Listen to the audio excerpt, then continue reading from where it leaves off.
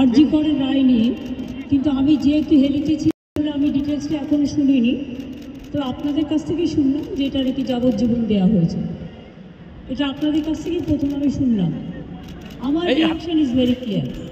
আমরা প্রথম দিন থেকেই ফাঁসির দাবি করে এসেছিলাম এবং আজকেও আমরা সেই দাবিতে অটুট আছি।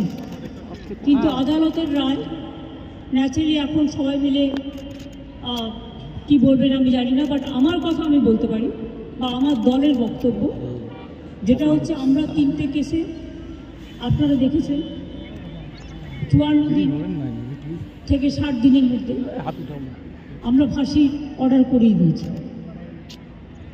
কিন্তু আমি জানি না এটা একটা সিরিয়াস কেস এবং এটা নিয়ে ফাঁসি দাবি আমাদের সবার ছিল।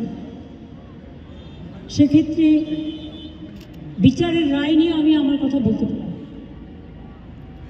আমরা এটাই বলেছিলাম, আমাদের হাতে কেসটা থাকলে আমরা কিন্তু অনেক দিন আগেই ফাঁসির অর্ডার দিয়ে দিতে পারতাম, ফাঁসির অর্ডার করে দিতে পারতাম। আমি জানি না কিভাবে লড়াই করেছেন, কি করেছেন, কি যুক্তি, আপনারা তো লয়াররা জানেন। সুতরাং ডিটেলসটা তো আমি জানি না, ডিটেলসটা তো সিবিআই করছে এবং আমাদের হাত থেকে তো কেসটা ইচ্ছা করে কেড়ে নিয়ে চলে গেল। আমরা তো বলেছিলাম আমরা যদি করতে না পারি তাহলে আপনারা সিবিআইকে দিন, আমার কোনো আপত্তি নেই, কারণ আমরা চাই বিচার হোক। এই নরক বিচারদের চরমতম শাস্তি হওয়া উচিত।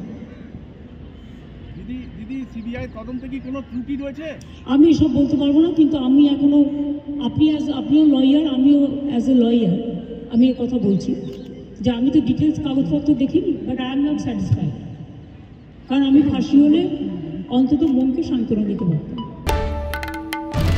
বাংলার আওয়াজ, বাঙালির আবেগ, জি 24 ঘন্টা।